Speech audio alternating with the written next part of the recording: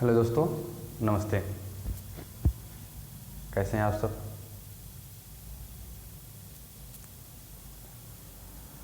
आज हम भूगोल के सीरीज का चौथा वीडियो बनाने जा रहे हैं। 3 वीडियो हम बना चुके हैं।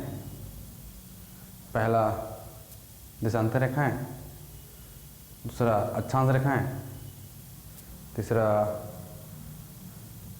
चंद्र ग्रहण, सूर्य ग्रहण और ज्वार भाटा। हम चाहते हैं कि इस वीडियो को आप देखने से पहले हमारे पिछले वीडियो को देखिए, तो एक समझ मिलेगा कि हम एक सीरीज बना के एक क्रमिक रूप से आगे बढ़ रहे हैं धीरे धीरे। तो आपको समझने में भी सहायता मिलेगा और चीज़ों को अच्छे से समझ पाएंगे। एक चीज़ और, हम चाहते हैं कि आप लोग वीडियो देख जरूर हैं, व्यू मिल रहे हैं, बट कमेंट नहीं मिल रहे हैं। कमेंट जरूर करें, वीडियो कैसा चल रहा है, कैसा नहीं चल रहा है, क्या समस्या है, क्या सही है, क्या गलत है, जो भी हो जरूर बताएं हमें, ताकि हमारा थोड़ा उत्साह बन सके, हम आगे कार्यक्रम कर सकें। आज हम लोग पढ़ने वाले हैं वायुमंडलीय दाब एवं पवनें, कि हवाएं चलती कैसे हैं, कब चलती हैं, वायुमंडलीय दाब क्या होता है, इसी पढ़ने वाले हैं। ठीक, चलिए।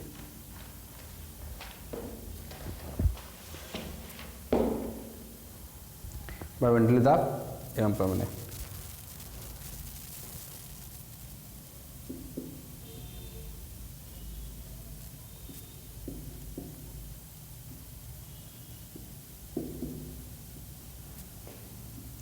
एवं पवनें, ठीक। दोस्तों, सबसे पहले हम पृथ्वी समझते हैं।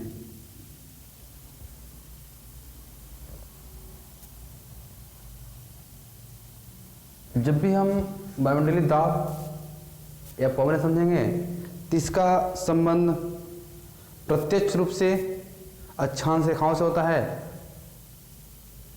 जिसे हम अक्षांश रेखाओं के सहायता से समझेंगे, क्योंकि इनका टोटली प्रभाव अक्षांश रेखाओं पर डिपेंड करता है।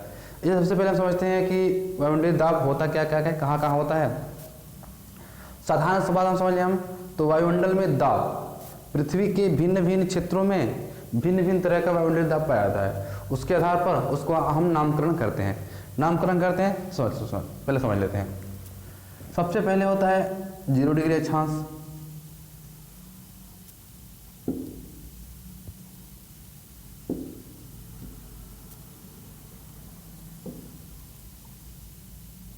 अक्षांश, ठीक है।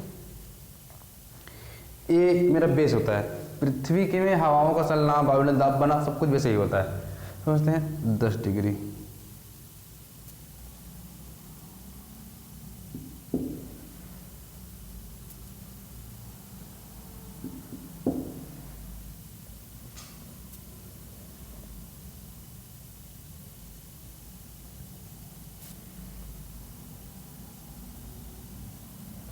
साढ़े 23 से 35, 45,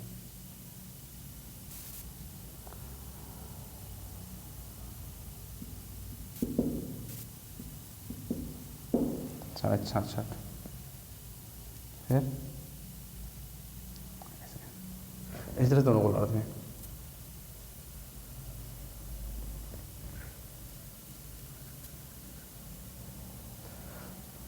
ये दोनों गोलार्ध में सेम चलता है। डिग्री की बात करें तो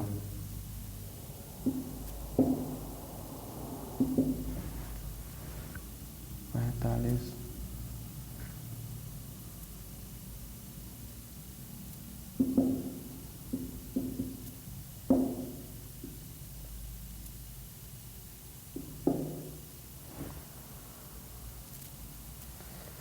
तो जैसा कि हम जानते हैं ये दक्षिणी दिशा होता है, दक्षिण साउथ, ये उत्तर होता है।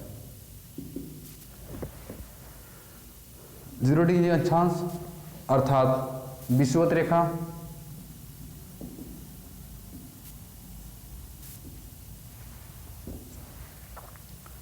कर्क रेखा,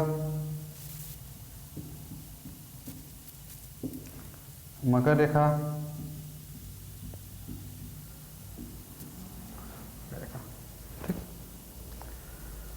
दोस्तों सूर्य का लंबवत किरणें वर्ष में 2 बार 0 डिग्री अक्षांश पर पड़ती है, 21 मार्च और 23 सितंबर को। मतलब इस क्षेत्र में अत्यधिक सूर्य का तापमान मिलता है।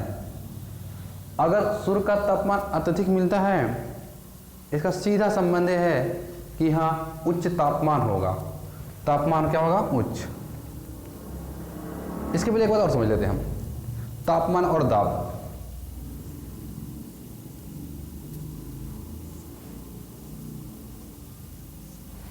दोस्तों तापमान और दाब का बिल्कुल विपरीत संबंध होता है। यदि तापमान बढ़ रहा है तो दाब कम होगा, अगर तापमान घट रहा है तो दाब बढ़ेगा। ये दोनों जस्ट विपरीत होता है। अगर तापमान बढ़ रहा है तो दाब घटेगा, तापमान घट रहा है तो दाब बढ़ेगा। तो इस क्षेत्र में अगर हम समझें तो सूर्य की सीधी किरणें वर्ष में 2 बार पड़ती हैं। अगर 2 बार पड़ती हैं, सूर्य की सीधी किरणें 2 बार पड़ रही हैं, मतलब ये हुआ यहाँ अत्यधिक गर्मी मिलेगी, उच्च गर्मी मिलेगी, मतलब उच्च तापमान होगा। क्या होगा? तापमान क्या होगा?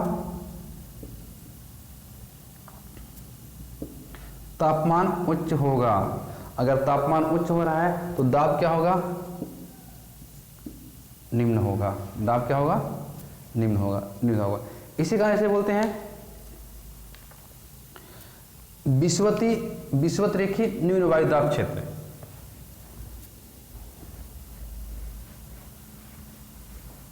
इस भाग को बोलते हैं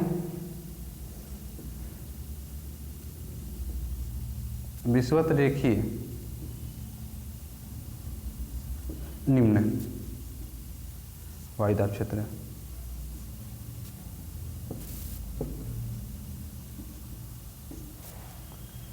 कारण क्या है दोस्तों? समझ में आ गया ना? उच्च तापमान होता है, इस कारण क्या होता है? वायुदाब निम्न होता है। ये वाला भाग में तापमान उच्च न होता है, नहीं निम्न होता है, सामान्यतः समान होता है। थोड़ा उच्च थोड़ा निम्न होता है, इसलिए होते हैं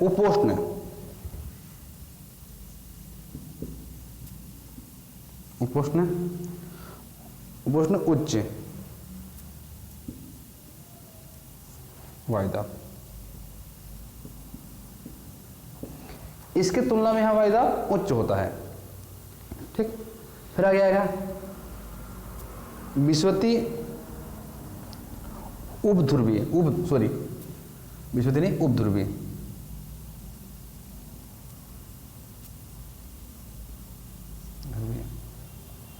फिर आएगा विषुवतीय या 12 विषुवतीय आ रहा है, ध्रुवीय।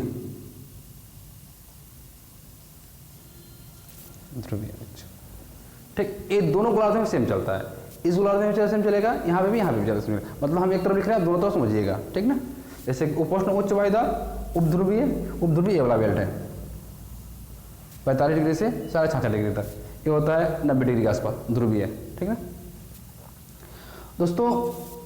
जब हम बात करते हैं पूरा 0 डिग्री की, बस लेके चलते हैं 0 डिग्री के आसपास, 0 डिग्री से 10 डिग्री उत्तर, 10 डिग्री दक्षिण में उच्च तापमान पाया जाता है, वायुदाब निम्न पाया जाता है। अगर तापमान उच्च है तो आसपास की पवनें गर्म होंगी। गर्म क्यों होंगी? क्योंकि सूर्य का तापमान अत्यधिक मिलता है, तापमान उच्च है। जब पवनें गर्म होती हैं तो हवाएं ऊपर उठती हैं,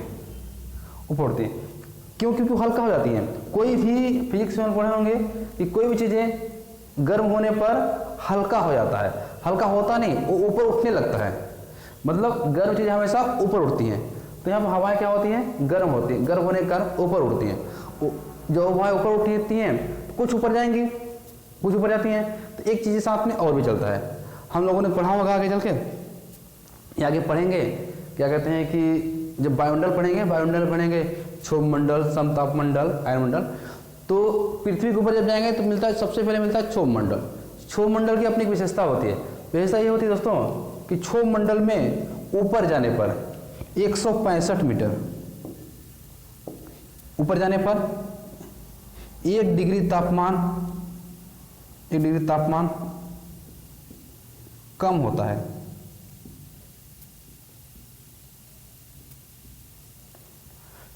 दोबारा बोलते हैं, क्षोभ मंडल में ऊपर जाने पर 165 मीटर ऊपर जाने पर तापमान 1 डिग्री कम होता है। जब कम होता है तो एक कुछ ऊपर जाएगा, कुछ ऊपर जाने के बाद हवाएं जब नीचे तो गर्म है, ऊपर जाते जाते कुछ ऊपर जाएंगे, हवाएं क्या होंगे, धीरे धीरे करके ठंड हो जाएंगे, क्योंकि तापमान घट रहा है। तापमान घट रहा है तो एक समय ऐसा आएगा कि हवाएं भारी हो जाएंगी, क्योंकि ठंडी हो गई हैं। तो भारी हो जाएंगी, ठंड हो गई हैं, तो पृथ्वी का गुरुत्वाकर्षण बल अपने आप काम कर रहा है कंटिन्यूअस। तो यहाँ से हवाएं तो ऊपर उठ रही हैं, क्योंकि नीचे तो गर्म है ना, लेकिन ऊपर ठंड हो रही है। तो हवाएं यहाँ से जाके इन दोनों भाग में घूम जाती हैं, ऐसे और ऐसे दोनों भाग घूम जाती हैं। मतलब यहाँ क्या होती हैं, हवाएं गिरती हैं, यहाँ से ऊपर उठी ऐसे जाके यहाँ पे और इधर इस भाग में, दोनों भाग में हवाएं ऊपर उड़ जाती हैं। एक घटना होती है पृथ्वी घूर्णन के कारण, हवाएं गिर गई, तो यहाँ पे गिरेंगे, यहाँ नीचे आ रही हैं, तो प्रेशर पड़ा उच्च, क्योंकि ऊपर से हवाएं नीचे आ रही हैं। यहाँ क्या हो गया, वायुदाब उच्च हो गया। क्यों उच्च हो गया, क्योंकि हवाएं ऊपर से नीचे आ रही हैं। हवाएं जब ऊपर से नीचे आ रही हैं तो यहाँ क्या मिलेगा, उच्च वायुदाब मिलेगा।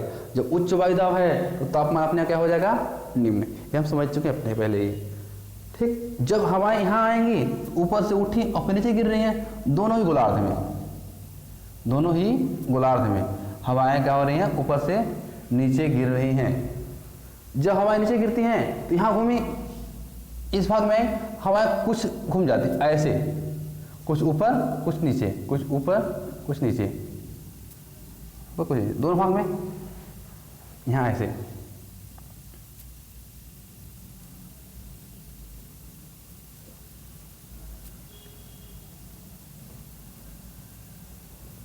ऐसे ऐसे घूम गए, ठीक। ये जो हवाएं घूम रही हैं, क्यों घूम रही हैं, क्योंकि पृथ्वी घूर्णन हो रही है। इस घटना को घूमने के कारण, इस कारण कहते क्या है, एक शब्द मिलेगा कोरियालिस बल। कोरियालिस बल थोड़ा हम समझाते अच्छे से।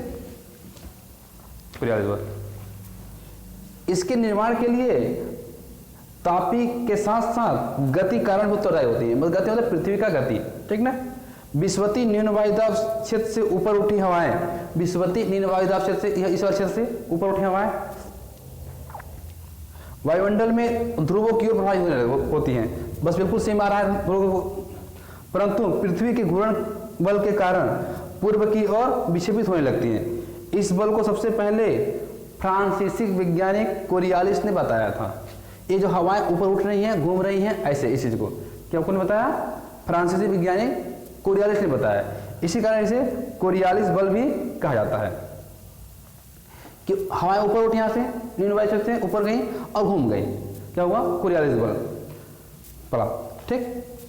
कोरियालिस बल के प्रभाव को, ये जो ऐसे हवाएं घूम रही हैं, ऊपर नीचे गिर रही हैं, इस प्रभाव को उत्तरी गोलार्ध में पवने अपनी दाहिनी ओर, ऐसे हवा जा रही है तो दाहिनी ओर, जैसे यहाँ चल रही है, समझते हैं, चल रही है, यहाँ चल रही तो इसका इधर दाहिना इधर होगा, ऐसे ऐसे ऐसे ऐसे दाहिनी ओर, ठीक।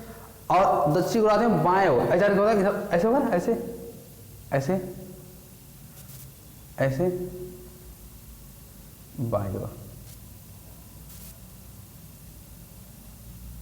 बाईं ओर मुड़ जाती हैं हवाएं।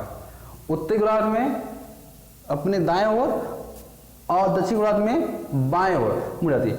इस प्रभाव को बताया था फ्रांसीसी वैज्ञानिक थे फेरल ने। इसका क्या कहते हैं, फेरल का नियम। एक बार समझते हैं दोस्तों, दोबारा रिवाइज करते हैं। हवाओं का ऊपर उठना, फिर ध्रुवों को मुड़ना, ध्रुवों को मुड़ जाती हैं, फिर हवाएं पृथ्वी पर आती हैं ठंड होने के कारण, भारी होने के कारण। तो 23 से 23.5 से 35 दक्षिण और 23.5 से 35 उत्तरी के बीच में हवाएं नीचे गिरती हैं। नीचे गिरती हैं, जब चलने लगती हैं तो उत्तरी गोलार्ध में अपने दाएं ओर और दक्षिण गोलार्ध में अपने बाएं ओर मतलब घड़ी के सुई की दिशा में उत्तरी गोलार्ध में और घड़ी की सुई की विपरीत दिशा में दक्षिणी गोलार्ध में हवाएं घूम जाती हैं। इस हवाओं को जो घूम रही है, इस घूमने की क्रिया को सबसे पहले फेरल नामक वैज्ञानिक ने सिद्ध किया था, इसलिए से बोलते हैं क्या, फेरल का नियम। कोरियालिस बल, हवा का ऊपर उठना, और विषुवत-रेखीय निम्न वायु दाब की हवाएं ऊपर उठती हैं और क्या कहते हैं कि ध्रुवों की ओर मुड़ जाती हैं, एक अलग कोरियालिस बल। समझ में आया, कोरियालिस बल और फेरल का नियम। ये हवाएं जब ऊपर गई और अपने दाएं ओर उत्तरी गोलार्ध में और क्या कहते हैं कि दक्षिणी गोलार्ध में बाएं ओर, मतलब घड़ी की सुई की दिशा में, घड़ी की सुई के बीच दिशा में घूम जाती हैं। ठीक हो गया कोरियालिस बल और फेरल का नियम। दोस्तों इसी क्रम में एक और शब्द आता है, ये पूरा मिटा रहे हैं हम, नोट कर लीजिएगा।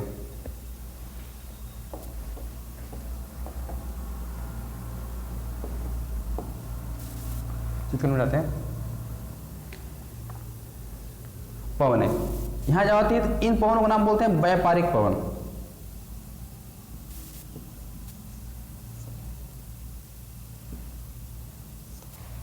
और इनको बोलते हैं पछुआ पवन।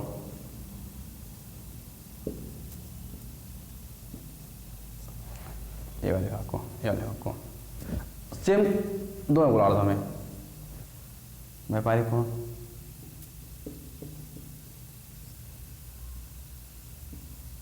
ये पछुआ पवन।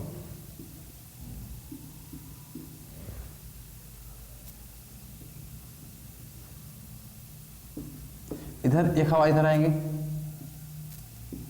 इस गोला में से आएगी, से बोले ध्रुवीय पवन।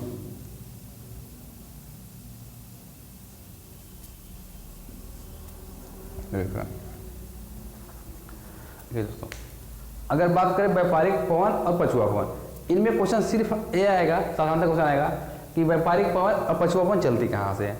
तो इसका मतलब होता है लगभग 30 डिग्री अक्षांश दोनों ही गोलार्धों में, दक्षिण और उत्तर गोलार्धों से 0 डिग्री अक्षांश की ओर व्यापारिक पवन बात करते हैं, लगभग 30 डिग्री अलग से लिख देते हैं।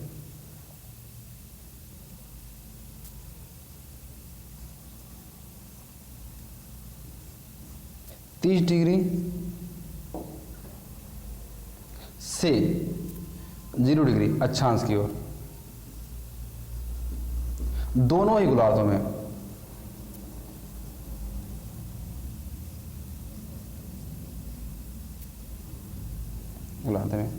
व्यापारिक पवन। ठीक, इन पवनों की दिशा की बात करें हम, तो अगर बात करें हम उत्तरी गोलार्ध की बात करें, उत्तरी गोलार्ध हम समझते हैं सीधे से, ये समझ लीजिए, इसको बीच से काट दीजिए, ऐसे और ऐसे काट दिए। ठीक, तो ये जो आ रहा है जैसे कौन सा होगा, ये हो गया, अगर इसको काट दिया हम तो दिशा समझें, तो ये हो गया उत्तर, ये हो गया दक्षिण, ये हो गया पूरब, ये हो गया पश्चिम। तो ये क्या हो गया हमारा, उत्तर पूर्व, ये क्या हो गया, दक्षिण पश्चिम, है ना। मतलब इसकी व्यापारिक पवनों की दिशा होती है उत्तरी गोलार्ध में, उत्तरी गोलार्ध में उत्तर पूर्व से,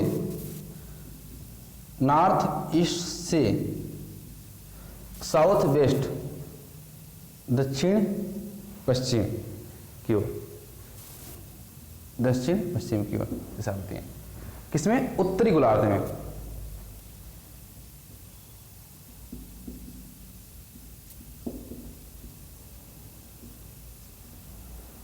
एक बार फिर दोस्तों, व्यापारिक पवनों की दिशा उत्तरी गोलार्ध में उत्तर पूर्व से दक्षिण पश्चिम की ओर होती हैं। ठीक, अगर सेम बात करें व्यापारिक पवन हम दक्षिण गोलार्ध में बात करें, इसको फिर यहाँ काट ले समझ लेते हैं, एक काट ले समझ लीजिए, तो ये अपना हो गया उत्तर, ये अपना हो गया दक्षिण, ये हो गया पूर्व, ये हो गया पश्चिम। मतलब यहाँ से जा रही है, मतलब इधर जा रही है दक्षिण पूर्व से, कहाँ से, दक्षिण पूर्व से, दक्षिणी गोलार्ध, इधर दक्षिण पूर्व, साउथ ईस्ट से देखिए उत्तर पश्चिम की ओर, नॉर्थ वेस्ट, दक्षिण गोलार्ध में होती है। ठीक,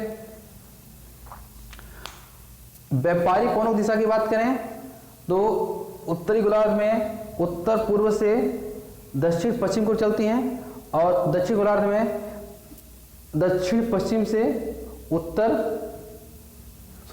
दक्षिण पूर्व से उत्तर पश्चिम को चलती है व्यापारिक पवन। ठीक, आगे समझते हैं, इसको मिटाते हैं आप।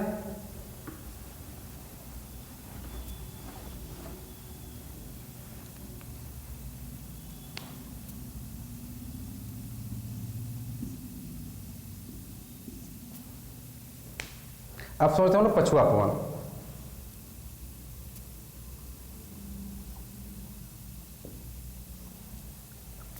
पहले समझते हैं उत्तरी गोलार्ध में।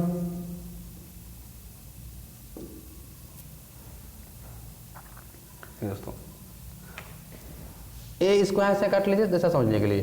ये अपना हो गया उत्तर, फिर हो गया दक्षिण, ये हो गया पूरब, ये हो गया पश्चिम। ठीक, तो ये हवा ऐसे जा रही है, मतलब क्या जा रही है, दक्षिण पश्चिम से, दक्षिण पश्चिम से ये किधर जा रही है, उत्तर पूर्व की ओर, उत्तर पूर्व की ओर। कौन, पछुआ पवन। किस गोलार्ध में, उत्तरी गोलार्ध में, उत्तरी गोलार्ध में। सेम इसका उल्टा बात करते हैं किसमें, दक्षिणी गोलार्ध में। ये समझिए, इसको यहां काट लीजिए, देखिए समझिए। फिर ये हो गया उत्तर, ये हो गया दक्षिण, ये हो गया पूरब, ये हो गया पश्चिम। मतलब उत्तर पश्चिम से दक्षिण पूर्व की ओर।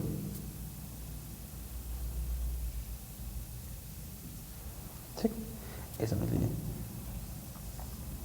ये हो गया पछुआ पवन। दोस्तों पछुआ पवन की जो दिशा होती है, उत्तरी गोलार्ध में दक्षिण पश्चिम से उत्तर पूर्व की ओर, दक्षिण गोलार्ध में उत्तर पश्चिम से दक्षिण पूर्व की ओर होती है, दिशा होती है। किसमें, ये समझ लीजिए, इस चीज से पूरा समझ में आ गया होगा। अब इसको मिटाते हैं, आगे चलते हैं। दक्षिण हो गया, पछुआ पवन हो गया।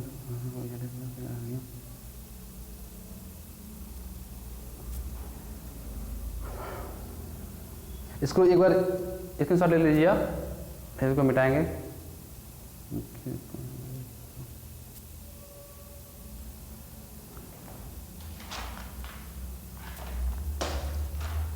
ठीक दोस्तों कुछ और पवनें भी होती हैं, इसे बोलते हैं स्थानीय पवनें, मानसूनी पवनें।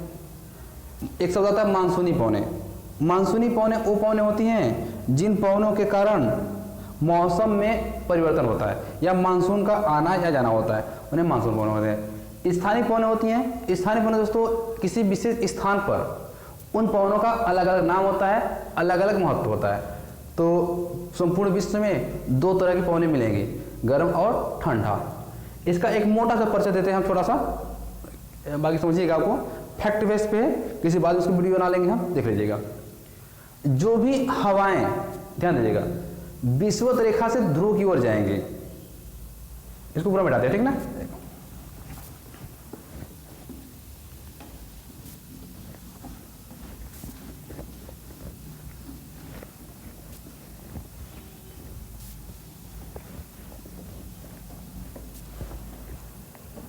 स्थानीय पवनें,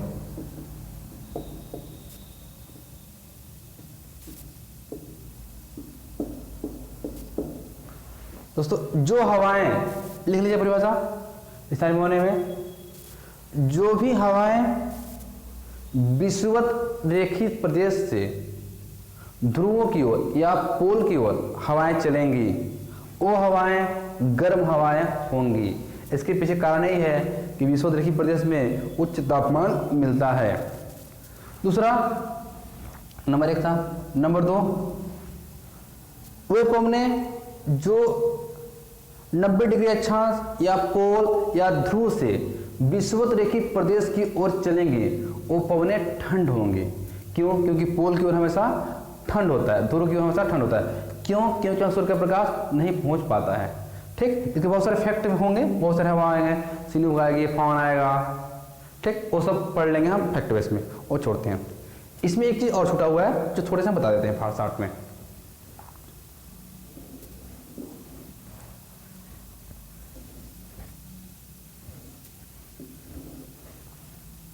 दोस्तों एक इससे संबंधित नहीं है, फिर इसको समझा देते हैं क्योंकि हवा का कारण ही बनता है।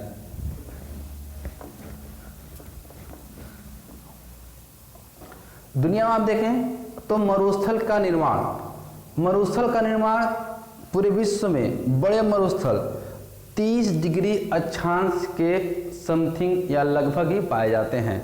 चाहे दुनिया का कोई भी बड़ा मरुस्थल हो, 30 डिग्री अक्षांश के आसपास ही पाए जाते हैं। दूसरा कारण, जो भी मरुस्थल होगा महाद्वीप के पश्चिमी भाग में होगा, इनका संबंध भी हवाओं के चलने से ही है, या इसको ज्योग्राफिकल भाषा में बोलते हैं हवाओं के अवतरण से होती है। समझते हैं कैसे? हवा भी समझे हैं कि हवाएं विश्वदेखी प्रदेश से ऊपर उड़ती हैं और दोनों गोलार्ध में आके गिरती हैं, यहाँ घूम जाती हैं घड़ी की विपरीत दिशा में, यहाँ घूम जाती हैं घड़ी की विपरीत दिशा में।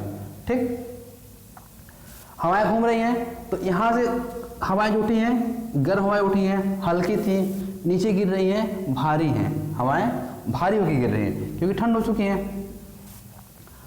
और जो पृथ्वी घूमती है अपने अक्ष पर पश्चिम से पूर्व की ओर घूमती है, दूसरा कारण, जब हवाएं समुद्र से एक लंबा सफर करके आती हैं तो हवाएं गिरती हैं इन क्षेत्र में, तो हवाएं भारी होती हैं और वैसे भी ठंड है, तो जब हवाएं नीचे गिरती है तो उच्च दाब पड़ता है, उच्च दाब पड़ने के कारण डेजर्ट का निर्माण होता है, मरुस्थल का निर्माण होता है। यही कारण है कि जितने भी बड़े मरुस्थल हैं विश्व के 30 डिग्री अक्षांश के लगभग ही पाए जाते हैं। दूसरा, महाद्वीप के पश्चिमी भाग में पाए जाते हैं। पश्चिमी भाग में पाए जाने का कारण है कि पृथ्वी का अपने अक्ष पर पश्चिम से पूर्व की ओर घूमना। एक कारण 30 डिग्री अक्षांश के आसपास घूमने के कारण मिलने का कारण क्या है? क्योंकि हवाएं 30 डिग्री अक्षांश के आसपास नीचे उतरती हैं, 30 डिग्री अक्षांश के आसपास नीचे उतरती है, ये कारण है 30 डिग्री अक्षांश के आसपास। और महाद्वीप के पश्चिमी भाग में क्यों? क्योंकि पृथ्वी अपने अक्ष पर पश्चिम से पूर्व की ओर घूमती है। ये भी टॉपिक इससे संबंधित था। दोस्तों आज हम लोग पढ़े वायुमंडलीय दाब एवं पवनें, इसको देखिए, अब बताइए कैसा वीडियो लगा, और हमारे चैनल से जुड़ जाइए ताकि आपको जो भी हम वीडियो डालते रहें सीरीज बाय सीरीज तत्काल मिलते जाएं, ताकि आपको अच्छे से प्रिपेयर हो जाएं। और दोस्तों अभी हम जो टॉपिक लेके चल रहे हैं टोटली कॉन्सेप्ट लेके चल रहे हैं, तथ्य को थोड़ा कम समाहित किए हैं, तथ्य पे एक अलग वीडियो बनाएंगे। हम समझने की प्रयास कर रहे हैं कि कॉन्सेप्ट थ्योरिकल बेस पे चल रहे हैं, इसलिए वीडियो छोटे छोटे बना रहे हैं। आधे घंटे से बनना वीडियो, जो भी होगा बताइएगा। थैंक यू, धन्यवाद।